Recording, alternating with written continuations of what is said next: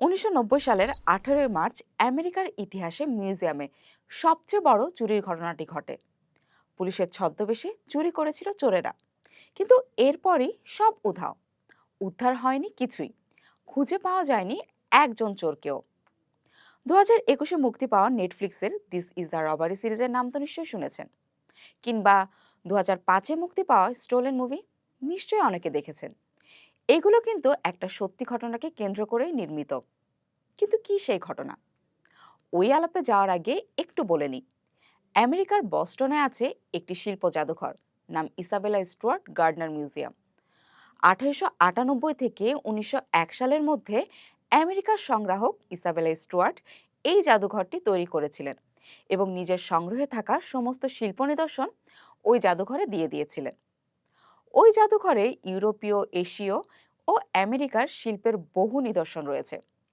১৯৯০ সালে এই জাদুঘরে ঘটেছিল আধুনিক ইতিহাসের সবচেয়ে বড় চুরির ঘটনা। এই নিয়েই তৈরি হয়েছিল বিভিন্ন সিরিজ সিনেমা। ১৯৯০ সালের ১৮ই মার্চ এই চুরির ঘটনাটি ঘটে। পুলিশের ছদ্মবেশে মিউজিয়ামে ঢুকেছিল চোরেরা। চুরি হয় মোট ১৩টি শিল্পকর্ম। এর মধ্যে ১১টি ছবি ও ২টি ভাস্কর্য ছিল। এই শিল্পকর্মগুলোর বর্তমান বাজার মূল্য প্রায় ৫,০০০ কোটি টাকা। তারপর থেকে অনেক গল্প সামনে এলেও ফলাফল সেই একই। কিছুই পাওয়া যায়নি, কিছুই উদ্ধার হয়নি।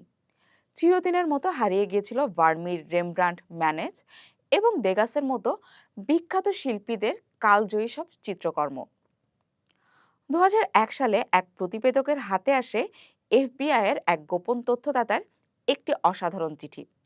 সেখানে বিস্তারিত জানানো হয়েছিল কিভাবে এই চুরি সংঘটিত হয়েছিল, কারা এর নেপথ্যে ছিল এবং কিভাবে চিত্রকর্মগুলো পাচার করে প্রথমে ইতালি এবং পরে ফ্রান্সে নিয়ে যাওয়া হয়েছিল।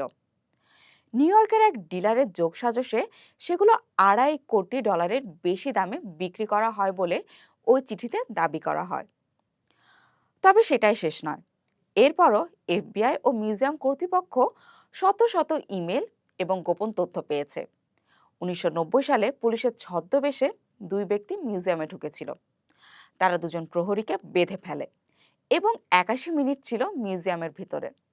সে সময় তারা রেমব্রান্ডের মতো বিখ্যাত চিত্রশিল্পীদের বিভিন্ন শিল্পকর্ম লুট করে নিয়ে যায়, যার বাজার মূল্য কয়েকশো মিলিয়ন ডলার। মজার বিষয় হলো, গত এক বছরে অনেক ব্যক্তি ফোন করে সংশ্লিষ্ট কর্তৃপক্ষকে জানিয়েছে যে তারা নাকি বিভিন্ন বাড়ি কিনতে গিয়ে ওইসব শিল্পকর্ম দেয়ালে টাঙানো দেখেছে, যদিও পরে পরীক্ষা করে দেখা গেছে সেগুলো রেপ্লিকা বা নকল। সব মিলিয়ে ৩৬ বছর পরও এই চুরির ঘটনা এখনও এক জলজ্যান্ত রহস্য। যদিও তদন্ত চলছে, তবে চোরদের আসলেও খুঁজে পাওয়া যাবে কিনা কে জানে। হুম।